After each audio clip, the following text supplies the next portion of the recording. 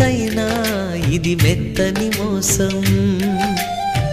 తీయనైన తీరిక తీర్చమంది కోరిక, నీకు తోడు నేనిక నీవు లేక లేనిక.